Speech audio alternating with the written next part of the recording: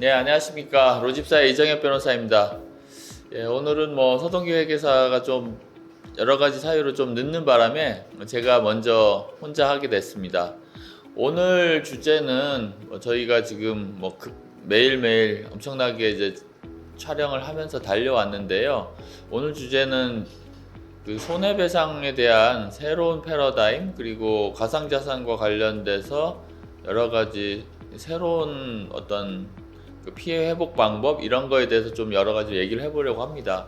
그러니까 가상자산과 관련돼서 제가 민사 신청편을 저희 동료 판사님들하고 썼었고, 올 9월에 다시 형사 분야와 행정 분야에 대한 그 판례 분석편도 나오게 됩니다.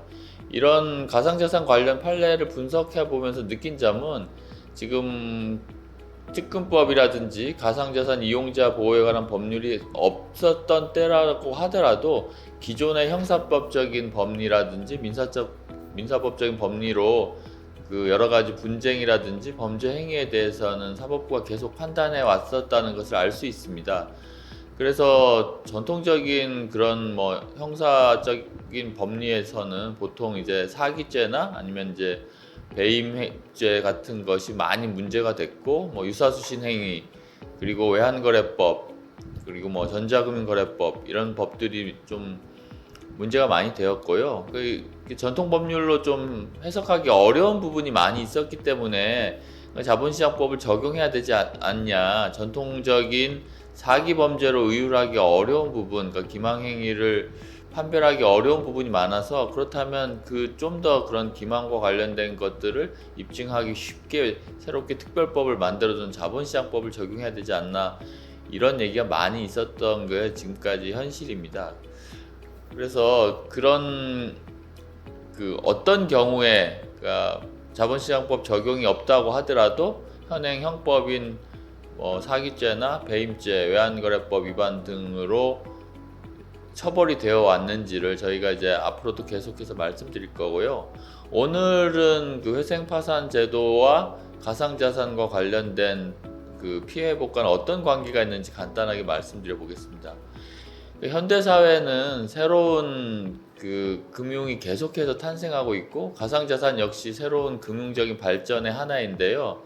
이제 새로운 금융적인 발전의 특징을 보면 항상 1대1 계약에서 그치지 않고 어떤 하나의 인터넷 프로토콜로 다수의 어떤 금융상품을 구매하는 게 많이 생기고 있고, 코인에 대한 어떤 프리세일이나 상장 후의 거래도 마찬가지라고 할 수 있습니다. 주식 거래도 마찬가지이고요. 그래서 자본시장법이 적용이 점점 확대되는 것처럼 모든 자산이 이제 새로운 기술의 발전로 토큰화, 코인화되고, 그리고 이제 금융상품으로 변화되고 있는 게 현실입니다.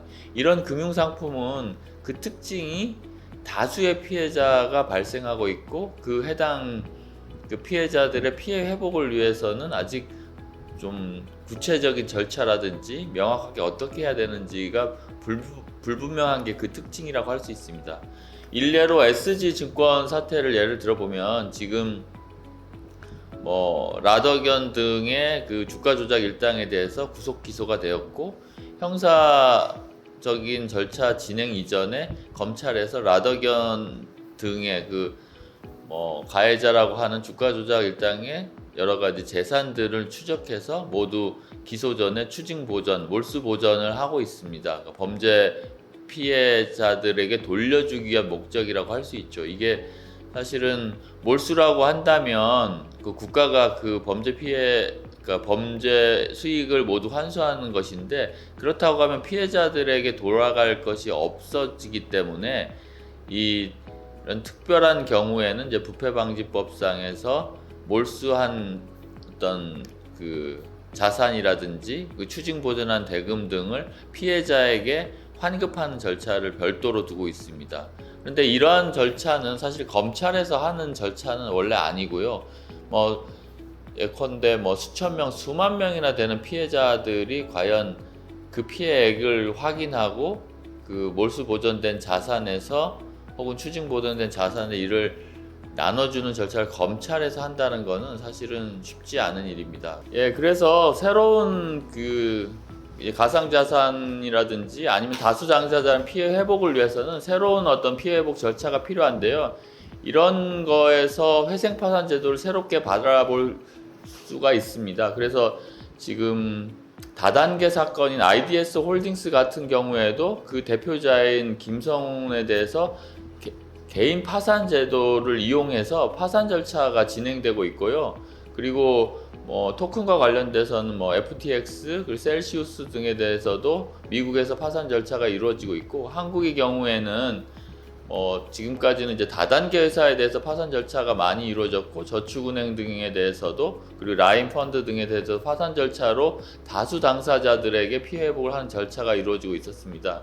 그래서 지금 하루인베스트나 델리오 같은 그런 가상자산을 이용한 글로벌 금융 그런 피해에 대해서도 저희 로집사에서 그 회생파산 제도를 이용해서 그 피해 회복을 하도록 하고 있고요. 이러한 절차는 지금 검찰에서 몰수 보전된 그런 혹은 추징 보전된 자산을 그 법원이 선임한 관제인이나 관리인이 다시 회수를 해서, 그리고 회생 절차나 파산 절차에서 이루어진 채권자 확정 절차를 이용해서 반환하고, 혹은 이런 모든 피해 회복을 또 감안하고서라도 추가적인 그 인수를 할 사람을 또 그 절차 내에서 또 확보하고 조금 더 많이 피해자들에게 돌려줄 수 있는 그런 가능성도 여전히 그 절차가 가지고 있기 때문에, 이러한 회생파산 제도를 좀 더 발전적으로 발전시킬 필요가 있습니다. 저희 로집사에서는 그 가상자산뿐만 아니라 회생 제도에 대해서도 탁월한 전문가들로 이루어지고 있어서 이러한 내용에 대해서 좀 더 자세히 설명드리고, 그 하루인베스트와 델리오에 대해서도 이와 같은 내용을 기초로 해서 추가적으로 법률적인 여러 가지 얘기를 드려보도록 하겠습니다. 오늘은 이것으로 마치도록 하겠습니다.